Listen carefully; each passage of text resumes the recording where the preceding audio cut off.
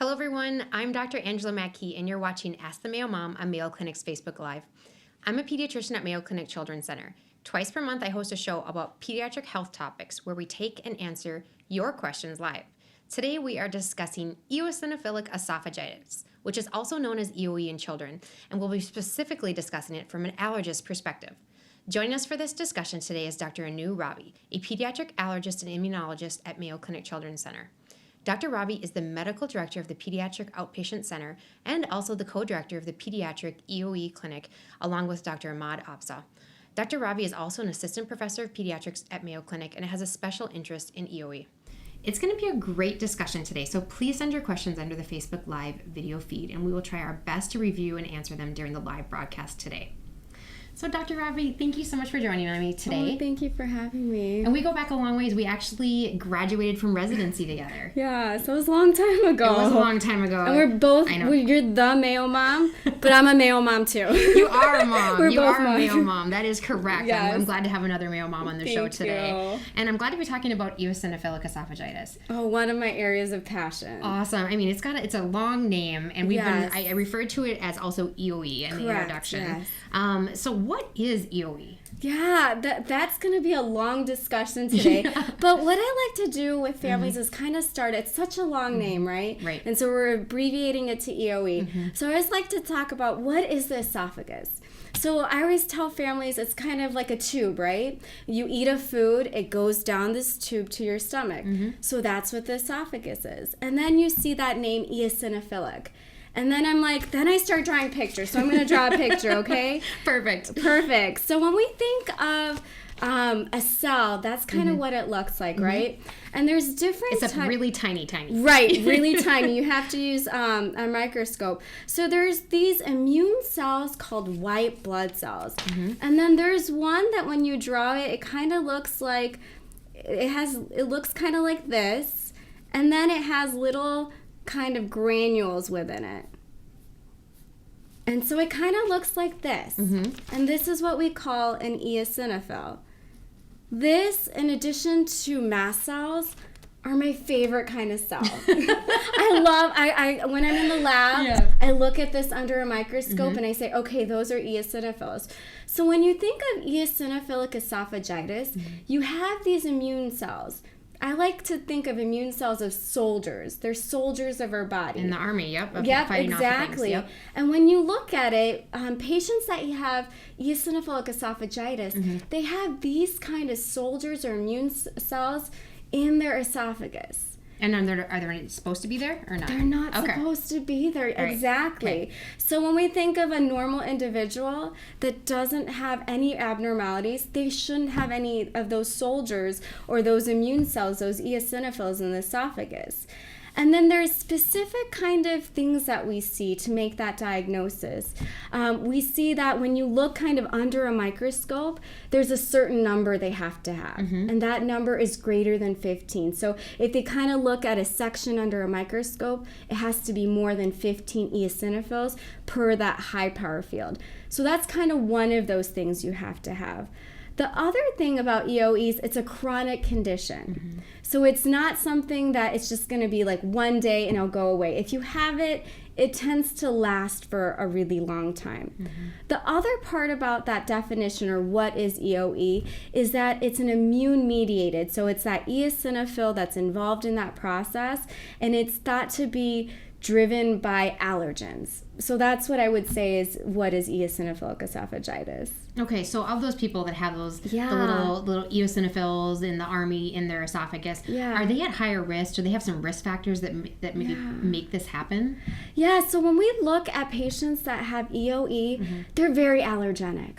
They're highly allergenic individuals. So that main terminology that we use as medical professionals is atopy. So when we think of atopy or allergic conditions, families that have it, it just kind of all tends to run in the family. So things like atopic dermatitis or eczema. So it's kind of like in those babies when you see those like really dry, chapped skin on their cheeks. The other thing could be like food allergies, where they kind of eat a peanut and then they break out in hives, lip, tongue swelling, those kind of food allergens, or food allergies, I should say. They can also have seasonal allergies. They could have asthma. So we definitely notice that children that have EoE, adults that have EoE, they're more likely to have allergenic conditions. And then when we further look at kind of just gender differences, males tend to have it more commonly. Really? Yeah. So it's about, I'm quoting some numbers, 65% male predominance. Okay. The other interesting thing is if you look at kind of geographic locations, Northern Hemisphere, colder climates. Interesting. Isn't that interesting? I don't think we know why, but it's just that colder climates. And it's also predominantly in Caucasian. Interesting. Not to say that it doesn't happen in other ethnicities, but it's that Caucasian male, highly allergenic or atopic, more common in those kind of individuals. Okay, so for people that may have EoE or maybe developing EoE, what would be some of the symptoms that we would see in children? That's a great question. In children, I think it's very important to note that because adult EoE symptoms are very different from pediatrics. And so in children, symptoms are really based on age. And so in a young child like infancy, there's something called failure to thrive or failure to grow. So those are maybe young infants that no matter what mom's doing the hard work of, trying to feed her child, but no matter what mom does, gives her child, it seems like the child is not growing. So that can be one of the symptoms. So failure to grow or failure to thrive. The other kind of symptom that you can see is vomiting. So vomiting can be due to a lot of different conditions, but vomiting can be an EoE symptom. Another symptom that we see sometimes is abdominal pain. And then when you get to kind of older kind of children, there's difficulty swallowing. And in adulthood, that's the common symptom that you see, that is that like they choke on foods, which is known as a food impaction. But there's certain other characteristics that we might see. So feeding difficulties. So the common thing that a child will come and say, like an older child, is that when I eat chicken or steak, like I have to really swallow it. Or I'm drinking a lot to get it down. Or mom says, he's the last person to finish his meal. He's pieces, it's like chewing really, really slowly.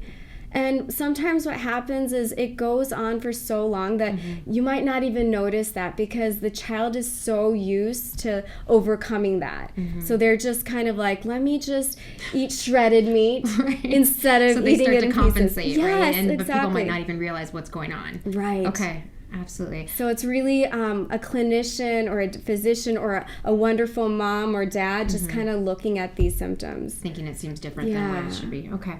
Excellent. So are there certain things that can trigger a kid who has a history of atopy to develop these, the EoE inflammation or not? So in terms of kind of genetic factors, I think when they've looked at different studies, how often if a mom has it, is a child going to have it? That's not necessarily the case. It's about 2.7% in some of the studies. So this is one of those situations where the genes don't really matter that much. I think it's a factor of a lot of things. Genes might play a little bit of a role. The family atopic history, kind of some environmental factors. And that's why as a research community, we're really working together to kind of further evaluate what is that mechanism. But we do know that food allergens are definitely a triggering factor. Let's talk more about that. So does that mean that if a kid has an actual like anaphylactic food allergy that can trigger this, or is it different? It's different. That's great that you mentioned that. So foods, you can have a lot of different types of reactions to food. So being an allergist, that's kind of, I deal with food allergies a lot. And so when they looked, there was actually a pediatric gastroenterologist by the Dr. Kelly. It was about 1995.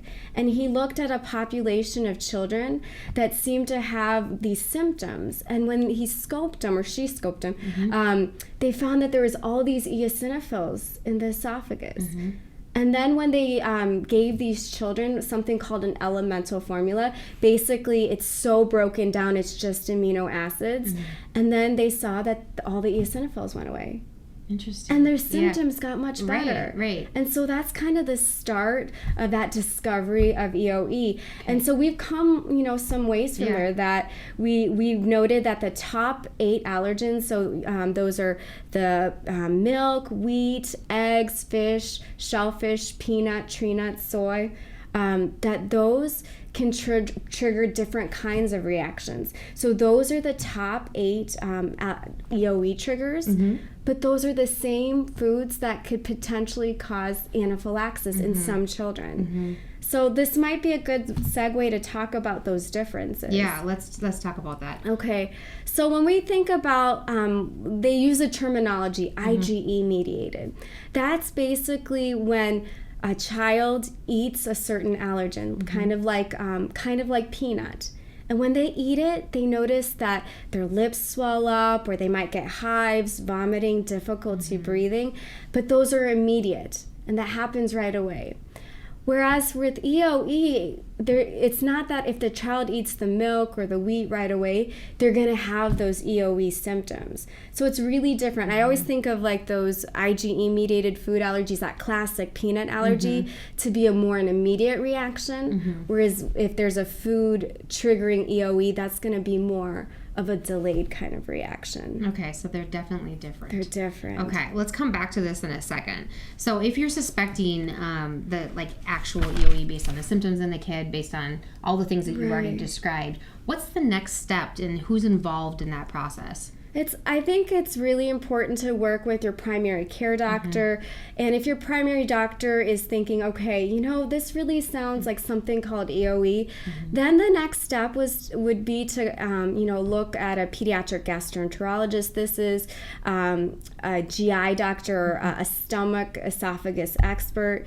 I always think that at a young age, especially in children that have atopy, allergic symptoms, to involve a pediatric allergist. So I can kind of tell you the setup that we have here at our Mayo Clinic Pediatric EoE Clinic. I love it. I love partnering with my colleagues. I work with Dr. Ahmad Afsa. In the past, I've worked with Dr. Renee Grothy. She actually started the clinic, and she's just done a wonderful job. So it involves a pediatric allergist, which would be me, pediatric gastroenterologist, and then there's also a pediatric EoE nurse that we have, because it's really important that families feel like they can get immediate answers.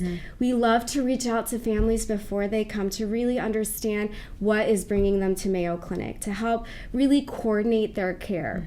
And then we also have a dietitian involved. I mentioned that, all of those different allergens can trigger it. So it's really important to have a good dietitian that is, understands children, understands what EoE is, understands food allergies, to really work together. So we really have a really good team approach, and I really appreciate that. That's awesome. So what would the diagnosis, what is required to really solidify that, and then to figure out what the next steps would be for treatment? So the first thing is having those clinical symptoms. Having those clinical symptoms, that are age appropriate. Then you really need to do something called an endoscopy.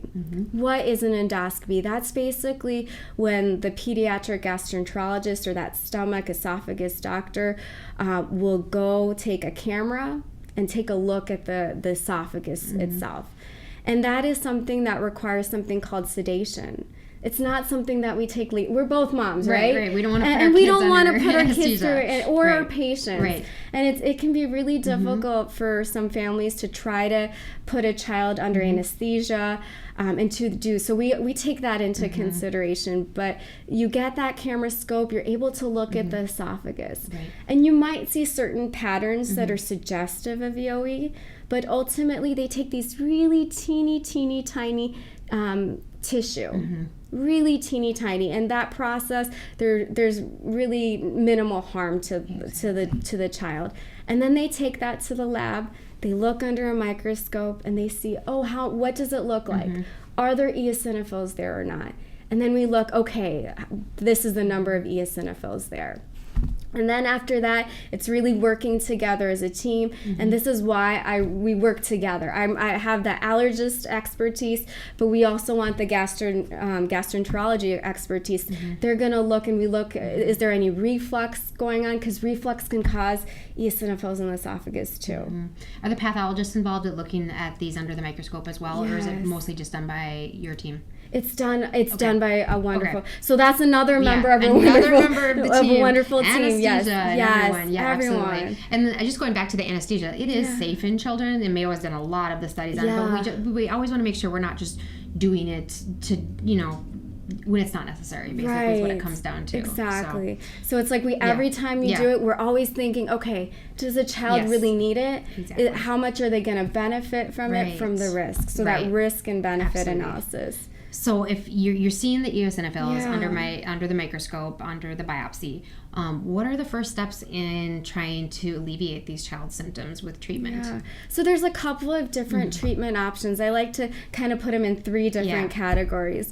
The first line of treatment for EoE is something called it's called a PPI. And basically it's a medication that's kind of like an acid blocker. And there's a lot of different pediatric studies out there. Overall, it's considered to be really safe. And so we think of it as a first-line therapy. Some patients, unfortunately, even after using it for about 2 months, they might still have symptoms. They might still have those eosinophils on that scope. And so then we kind of move on to kind of 2 other treatment options. One would be to look at something called swallowed steroids. The other would be looking at like dietary modifications that you can do. Okay, so the swallowed steroids, is that like taking like prednisone or dexamethasone, or is it a different form? Thank you for bringing that. So when we think of steroids, we're both pediatricians, right? We don't like oral steroids, right? We really, unless and parents don't like them either because it makes their kids go crazy. Right, and there's a lot of bad side effects of oral steroids. But when we think of when we use it, like for example, an asthma exacerbation, that's a high dose. That's a really big steroid burst. And children need it if they're having an acute asthma attack. So once again, risk benefit. But what we're talking about with EoE is much smaller dosage. It's a much smaller dosage. And the studies that they've done, we don't have really long-term data, but we do have some evidence that it's overall considered safe. And as an EoE community, as pediatricians, we look at it and we consider the dose to be overall safe. But still, it's something that is a family decision. It's, I think, as goal as physicians is always to provide our patients the information, to empower them, to give them options, to have that discussion about that risk and benefit, and ultimately have them decide. Okay. You talked a little bit about sometimes there can be dietary options. Let's talk a little bit more about those, especially since we talked a little bit about food allergies and the question about whether or not they can trigger or cause EoE. Right. So as I mentioned, there's kind of there's that 8 allergenic foods. There's always this funny thing that as gastroenterologists and allergists, we count 8. Yes. The gastroenterologists count 6. Okay. So that's why, just to clarify, there's this like 6 food elimination diet, 8 food elimination diet. It's kind of considered the same thing. And typically it's that 6 food elimination diet. How do we get 6 and 8? So typically those peanuts and tree nuts, they're kind of lumped together. And then the seafood, that gets lumped together, shellfish and fish. Got it. And so that's one thing, is that 6 food elimination diet. So what they do is that child takes all of these food allergens completely out of their diet. So for example, something like milk product, dairy, it's hidden in a lot of things. When we think about butter, sometimes we don't think that butter has dairy in it. So it's a hard diet to follow, and that's why you really need guidance with a good dietitian to make sure there's not milk in butter, cheese. Wheat is in a lot of different products. Soy is in a lot of products. Right. Yeah, absolutely. And I'm sure it's hard to do. It's hard to do. But some of the families I meet, which is very understandable, that they don't want to consider, medication options. They want to know about dietary options. In addition to the 6 food elimination diet, That's about helpful in about 80% of children. There's also the 4-food elimination diet, 4-food group elimination diet. So when they've looked at kind of children and what their EoE food triggers are, there's top 2. One is the milk, and one is the wheat. Those are the top 2. Interesting. And then when we look and say, okay, what could be the 3rd and the 4th, kind of those 2 after the milk and the wheat, that tends to be the egg and the soy. So then researchers in our EoE community looked at, well, let's eliminate those top 4 instead of, taking out all the nuts, taking out all the seafood. And they found that it was about a 60% improvement.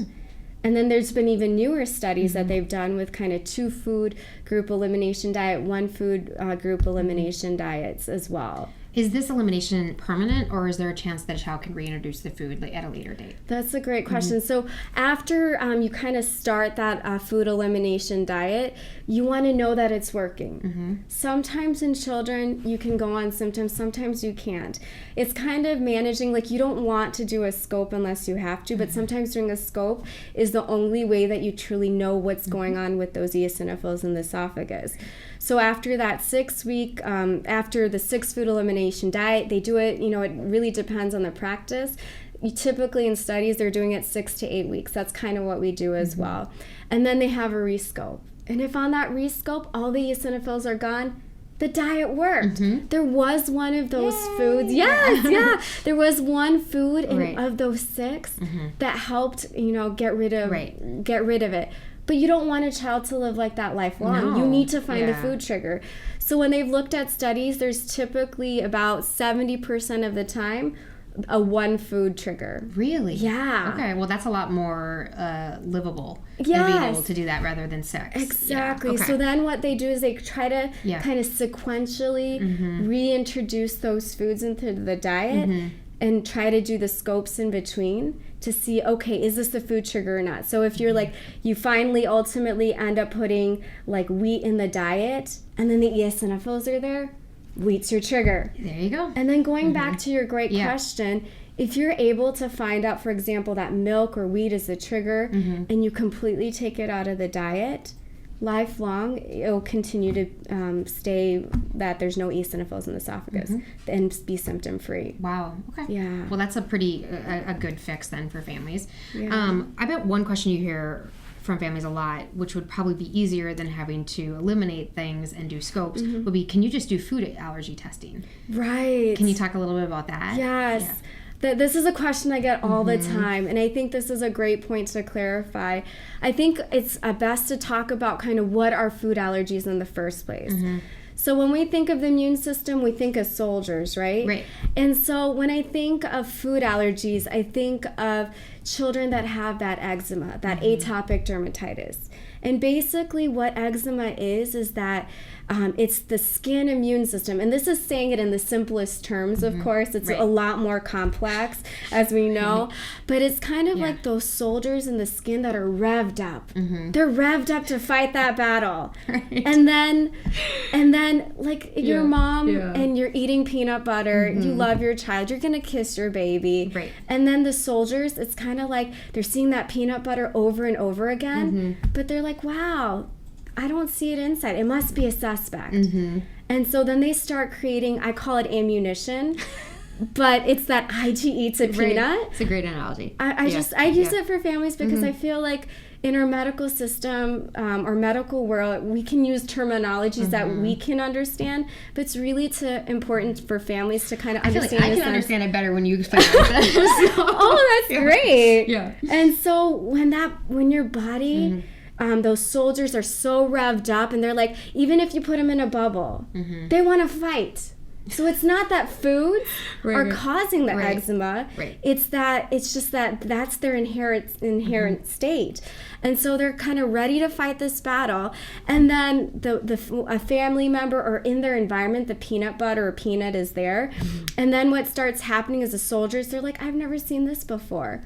And what does the immune system want to do? What do your soldiers want to do? They're going to fight. They want to fight, right? They don't want bad guys inside your body, right? And so then they start, it's not the direct ammunition, but basically the body starts making this IgE to peanut.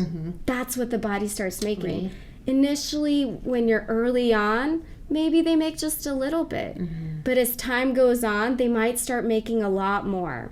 And so that's kind of those different levels. So when we talk about skin testing and blood testing, when we're in the blood, we're measuring that IgE to peanut, for example. When we do the skin testing, we're measuring the same thing. But we're measuring kind of the soldier's response directly. And so you're going to get kind of a large size or a size that measurement instead of a numerical measurement. Right.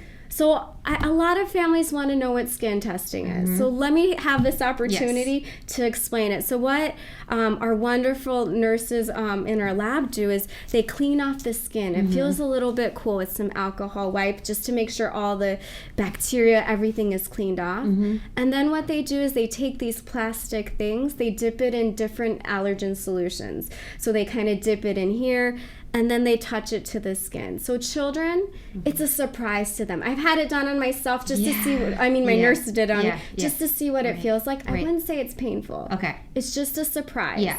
And I think a lot of children or older children, they're nervous for the test. Yeah. And I think it's just helpful to kind of understand what that test entails.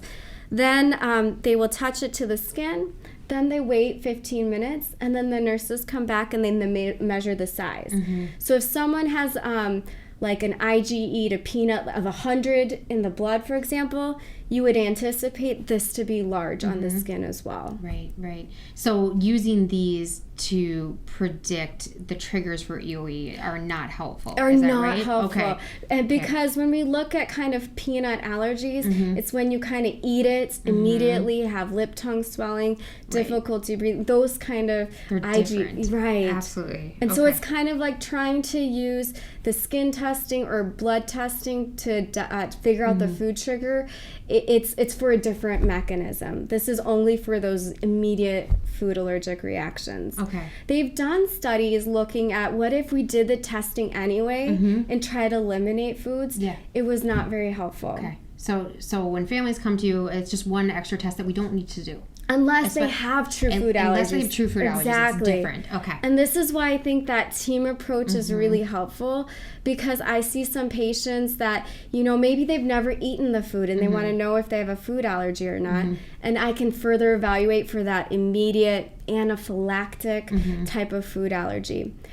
The other thing is we talked about food allergens and how they play a role in EoE. I have seen a small percentage of patients where when their summertime, like grass allergen is, the grass pollen's high, they're like, my EoE flares up. Okay. Because of their like environmental allergens are triggering it? Okay.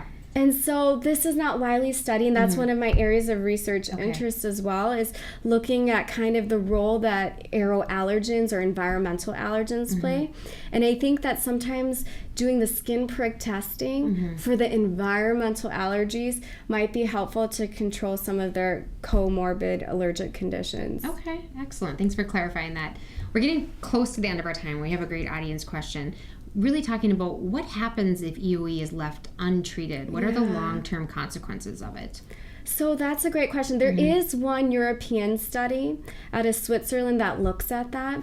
And what they've noticed is if you have EoE, all those soldiers in kind of the esophagus, those eosinophils, and I mentioned the eosinophil right here, they have all of these little granules. And when they're active, what they do is that little granule, they release the chemicals out of it. And what that does is cause inflammation. Okay. And with that ongoing inflammation, you can kind of change the structure of the esophagus.